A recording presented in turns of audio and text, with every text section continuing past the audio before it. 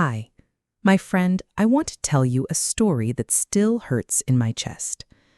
I took care of my granddaughter for 10 years. I gave everything I had. I made my life a home full of love, even with little. But in the end, I was left alone in a hospital room, forgotten by the one I loved most. If you've ever felt the pain of family abandonment, ingratitude, or loneliness in old age, you'll understand every word of this story.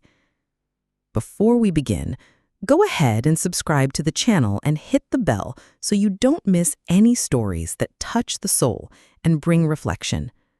Stay with me until the end, because what I lived through will make you think about love, family, and dignity in a way you may have never stopped to feel. I remember it like it was yesterday.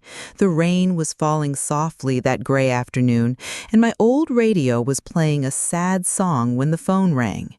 On the other end of the line, the social worker spoke slowly, with a voice that seemed to weigh each word. They told me there had been an accident, that my son and daughter-in-law didn't make it, and that little Emily, just 6 years old, had nowhere else to go. My heart stopped. The pain of losing a child, there is nothing comparable to it. But stronger than the pain was instinct. I said, "Bring her to me, now." When that door opened and I saw my little granddaughter for the first time, all curled up, with red eyes and a teddy bear pressed against her chest, something in me broke and rebuilt itself at the same time. I held her in my arms like she was cracked crystal, and I swore right there, in silence, that she would never feel alone in this world again. I didn't have much, a tight pension, an old stove, and a couch that groaned when we sat on it, but love? Ah, a grandmother's love? That was as big as the world. That first night, I made oatmeal porridge just the way my daughter-in-law said she liked it. I sang an old lullaby, the same one I used to sing to my son years ago. Emily barely said anything, but she fell asleep with her little hand clutching mine. In that silence, I felt the weight of responsibility, but also the honor of caring like a mother. Little did I know that would be the beginning of a 10-year journey, an entire decade of love, devotion, and one day, ingratitude. My house was always tiny, one of those with the smell of brewed coffee and a china cabinet with a wobbly door. But when Emily arrived, everything there gained new meaning. I took my sewing things out of the dresser and made room for her little clothes. I put star stickers on the wall, sold flowery curtains with fabric I'd kept for years, and even got some children's books from the church library. It wasn't a fancy house, but it was a home, a refuge, and it was ours. We'd wake up early to the sound of the neighbors' roosters, have coffee with toasted bread, and talk about the dreams from the night before. On weekends, I'd take her to the square. She'd run after the pigeons, and I'd sit on the bench, embroidering and watching with a full heart. Sometimes, when sadness hit her suddenly, as it would, I'd just hug her tight and say, "I'm here, my flower." And I really was. I always was. A grandmother's love is like tree roots, firm, silent, but it sustains everything. The neighbors said I was brave. A widow without help, already 68 years old and still raising a child. But I never saw it as bravery. It was love. Taking care of Emily gave me purpose, occupied my time, my mind, my heart. She filled every little piece of my loneliness, the kind that used to make the house echo on cold days. And deep down, I thought she felt the same way. At least, that's what her eyes said on the nights when she'd fall asleep with her head on my lap. Time passes quickly when we love. In the blink of an eye, that frightened little girl became a young lady full of dreams and questions. Every morning, I carefully prepared her lunchbox. Homemade bread with jam, a piece of fruit, and a handwritten note with little hearts drawn in the corner. She liked it. She said she read the notes during recess and sometimes even showed them to her friends. That gave me such great joy, as if I were also there with her in the schoolyard. At night, We had a ritual: bath, pajamas, and a story told in dim light. I'd read with character voices, create suspense, change the tone. She'd laugh, ask questions, and sometimes fall asleep in the middle of the story. And when she had a test the next day, I'd help her study, with my glasses sliding down my nose and a dictionary open on the table. The support was daily, constant. I took care of her as a mother, as a father, as everything she needed. And I did it with joy, with pride. Love only grew, like a tree that no one sees being planted, but that one day gives shade. There were days when she'd come home sad from school, a bad grade, a fight with a classmate, those girl things. I'd make hot chocolate, start a conversation, and wait for her to vent. I always said, "Here at home, you can feel everything." And she did. She felt anger, sadness, fear, joy, and I was there, steady, always with an open heart, holding her world with both wrinkled hands but strong ones. That's what we do when we love too much. And back then, I got that love was enough to last forever. It was gradual, almost imperceptible. First, she started spending more time in her room. Then she traded history books for headphones. Her cell phone became an extension of her hand. She was always taking photos, laughing alone at messages, or simply absorbed in videos. When I asked her something, she'd respond with, "Uh-huh," or "I'll tell you later, Grandma." The long conversations, the laughter at the table, even the smell of popcorn on movie nights, everything was disappearing, like sand slipping through fingers. I understand that adolescence changes girls. We also had our challenging days of wanting the world, of thinking we knew everything. But I confess, it hurt.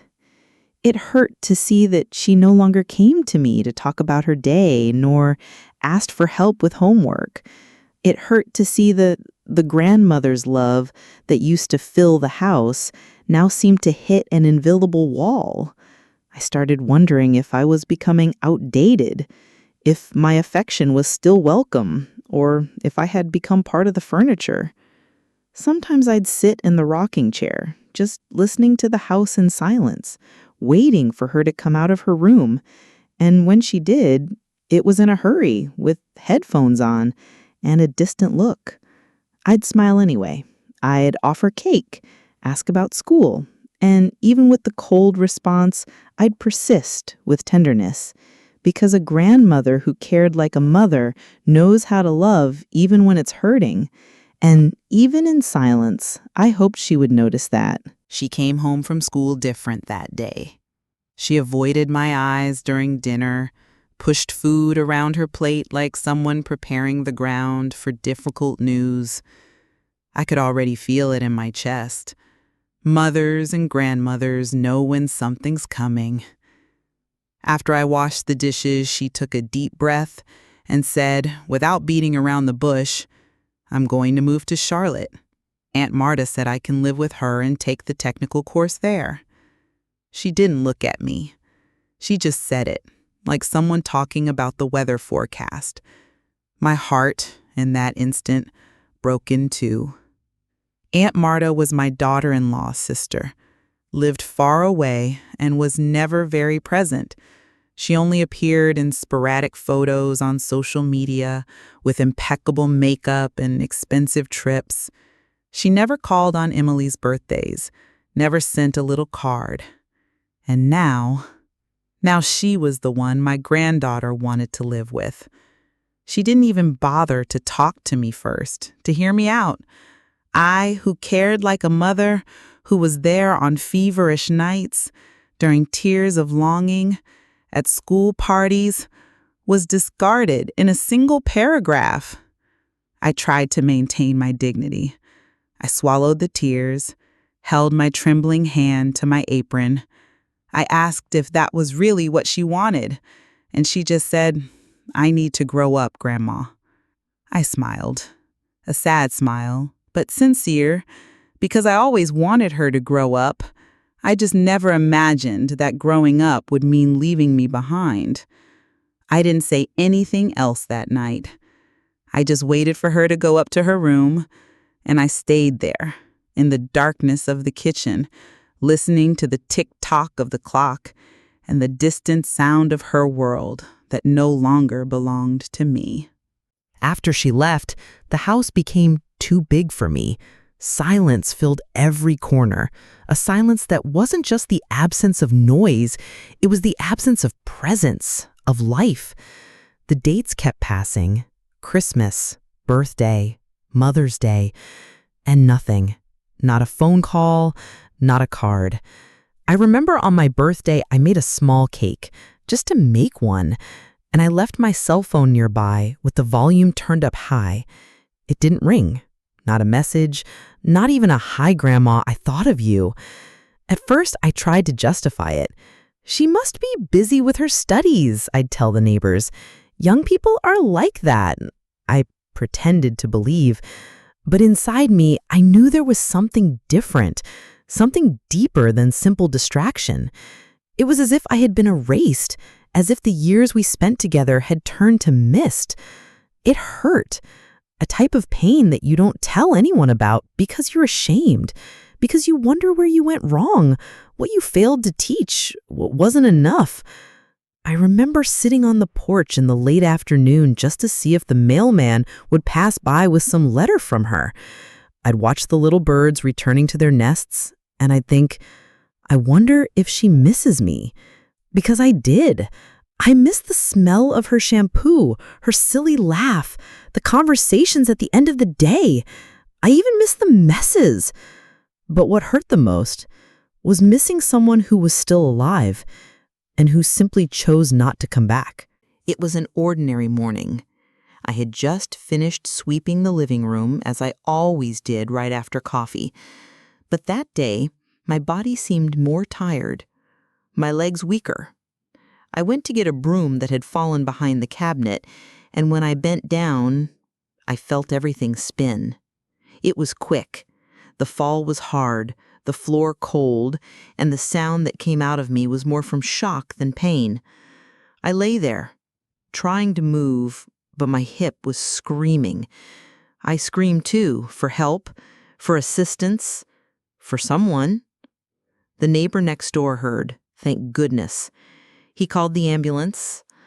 I remember flashes, the paramedics lifting me carefully, the siren's wail, the smell of alcohol in the hospital. I kept thinking about who they would notify. I said Emily's name, asked them to call her. I wrote down the number with effort, my hand trembling. I repeated several times, she'll come, she'll hug me, she'll say she still cares. The stretcher glided down the hallway to the room. White lights on the ceiling passed by like scenes from a sad movie. I clung to a good thought. Maybe this would be the moment that would bring her back. Because sometimes something strong needs to happen for the people we love to remember us. I waited. I waited with a tight heart, but full of hope. Little did I know that the waiting would be what hurt the most. The room was cold, not just from the air conditioning that insisted on blowing even when I asked to turn it down, but from the absence of everything familiar to me. The white walls, the smell of disinfectant, the sheets stretched too tight. I looked to the side and only saw machines, an empty chair, and a clock that seemed to mock my loneliness. Each tick-tock was a reminder. The lunches with Emily, her birthdays, the nights when I chased away fever with cloths on her forehead. Now I was there, forgotten, like an old paper at the bottom of a drawer. I asked about Emily every day. Did she answer? I'd ask the nurses. They'd smile with pity, that pity no one admits to, but you feel in their gaze. We called, yes. We left a message. She must be busy. The "she must be busy" started to sound like a painful refrain, Because there's no business that justifies abandonment, especially when it comes to someone who cared like a mother. But I pretended to believe it. I'd say, she'll come soon, and I'd go back to staring at the ceiling, trying not to let the tear fall. One night, I dreamed about her. I dreamed she came running into the room calling me Grandma, like when she was little. I woke up with my heart racing and my eyes wet, but the room remained empty. The nurse changed my IV and tried to make conversation, but I had no strength. Because there's a pain that doesn't scream. It just settles in silent, as if saying, "You've been forgotten." And the worst part is that deep down, I was already starting to accept that possibility. The days dragged on like someone in no hurry to get anywhere. The sun rose and set through the same little window in the room, while I waited and waited. Every noise in the hallway made my heart race. Footsteps, voices, stretcher wheels. But it wasn't her. It never was. One day, I even dreamed I had heard her voice. "Grandma, sorry I'm late." I woke up smiling, thinking it was real, but the room was the same way. Cold, empty, indifferent. As if my time there didn't matter to anyone. The nurses started calling me strong lady. They said I didn't complain, that I always thanked them with a smile. But they didn't know that inside, I was broken. Because the worst pain isn't from a fractured bone, it's from a broken heart. A heart that waited too long, that fed on crumbs of hope until it had nothing left to lean on. Emily didn't show up on Sunday, nor the following one. And even with all the messages left, all the texts, nothing. I started talking to God more. I asked for peace, for clarity. I asked if He could explain to me what I had done wrong. Where did I fail, Lord? Because it's impossible not to blame yourself when you're forgotten like this. The truth is, there's a type of silent suffering that only older women understand. We who spent our lives caring for others, being a pillar, being a lap to cry on, and who in the end sit in a hospital room waiting for someone who simply chose not to come. It was on one of those mornings when I no longer expected anything that I met Lisa, a young woman with attentive eyes and a restless heart. She came in changing my bandage with a different kind of care, like someone who sees beyond the skin. She noticed my silence, my way of looking at the door with disguised hope. She asked quietly, "Are you waiting for someone?" And I, with my voice almost gone, said, "My granddaughter, but I think she forgot about me." In the following days, Lisa started spending more time in my room. She'd bring hot tea when she noticed my hands trembling, fluff my pillow, and tell me funny stories from her shift. But she also listened to mine.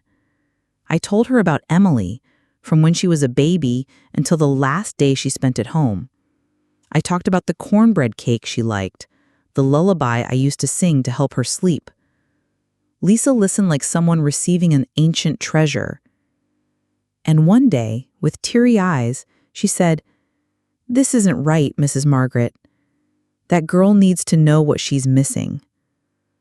During the night shift, I saw her typing something on her phone, with a furrowed brow and quiet determination. Then she told me she was going to look for Emily through social media, by any means. If she's out there, I'll find her. I didn't expect so much.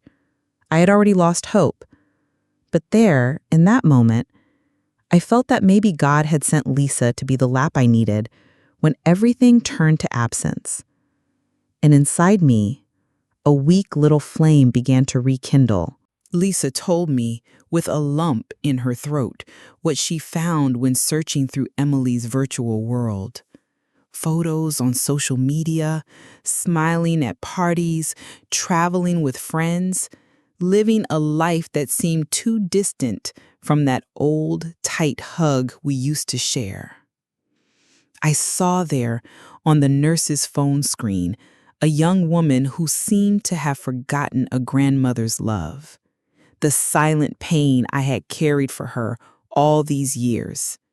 That girl I cared for like a mother seemed to dissolve with each click and like. I wanted to believe that maybe it was just a phase, a passing moment, but the truth pressed against my chest like a dagger. While I was in that cold room, forgotten in the hospital, my granddaughter shone in a world where I no longer had a place. The contempt of children and the ingratitude of younger generations aren't easy to face, especially when you've invested everything, the best you had, in a silent and unconditional love. It was then that, for the first time, I felt the weight of loneliness in old age, not as something distant, but as a cutting reality. A bitter feeling of family abandonment that no medicine could cure.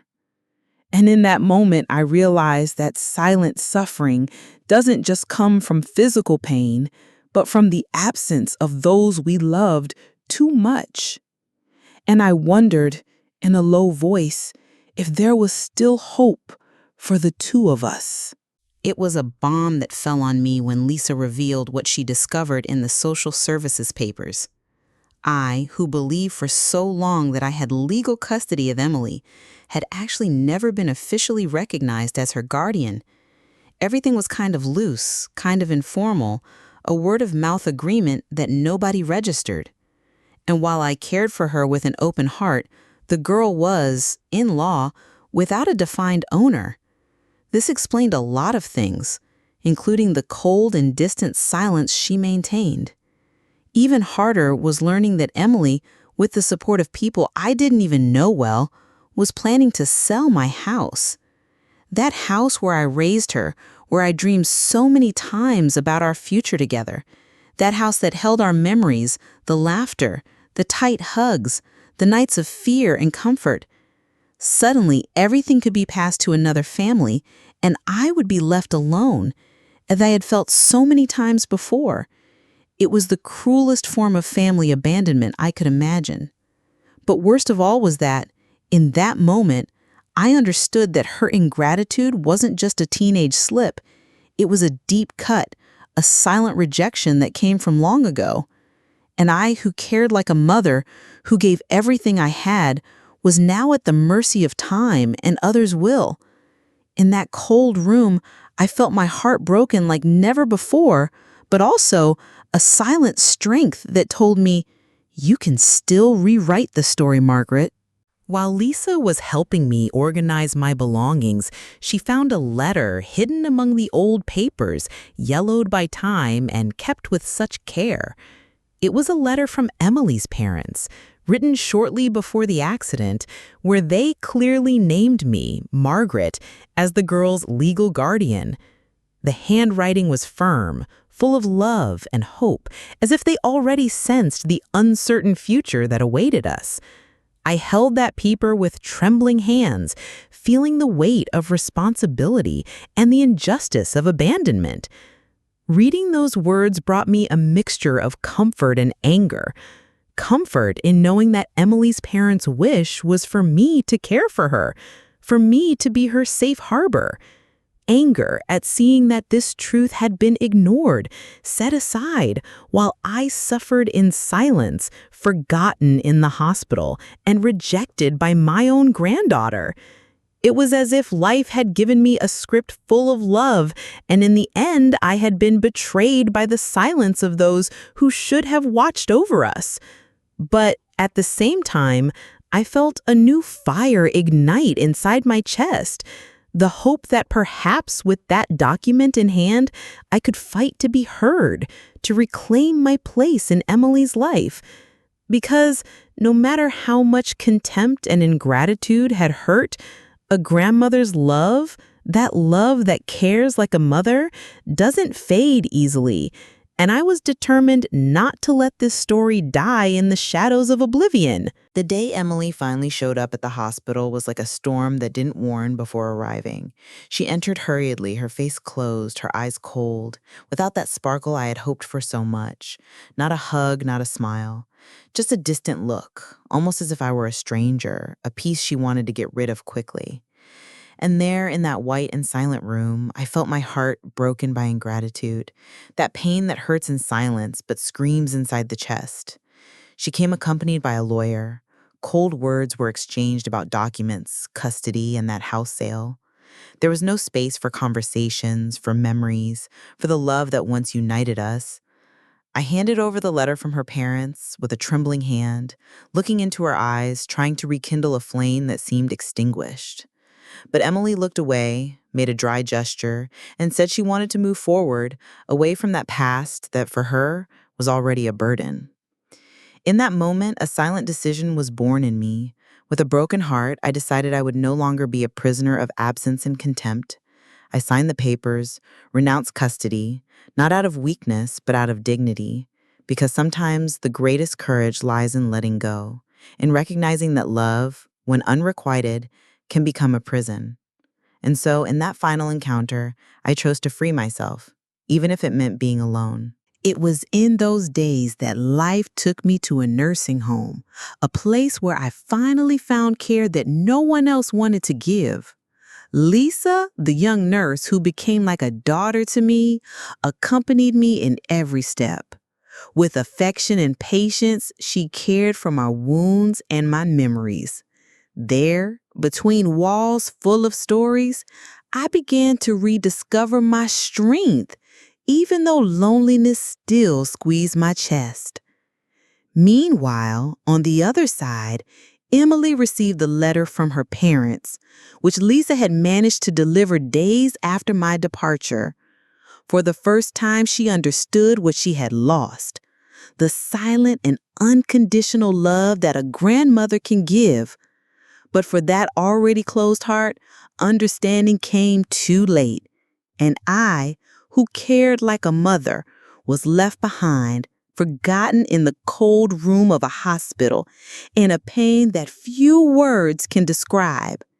In the silence of that goodbye, I found a new form of love, love for myself. Because sometimes life teaches us that even in the pain of family abandonment and loneliness in old age, it's possible to be reborn. Reborn to be happy, to be free, to be dignified. And I, despite everything, chose this new life. Silent, yes, but full of hope. Life taught me that love, no matter how intense, isn't always reciprocated the way we expect. Sometimes those we love abandon us, and that hurts silently, cutting the chest into pieces that no one sees. But I also learned that even in the pain of contempt and ingratitude, there's a silent strength within us, the courage to move forward, to take care of ourselves and respect ourselves. And you, what did you think of this granddaughter's love that got lost along the way? Have you lived through or know someone who went through something similar? Share here in the comments. Your experience might touch other people's hearts. If you're not subscribed yet, take the opportunity to click the button and join our community, where real stories and deep feelings are shared with care. Until the next video, my friend.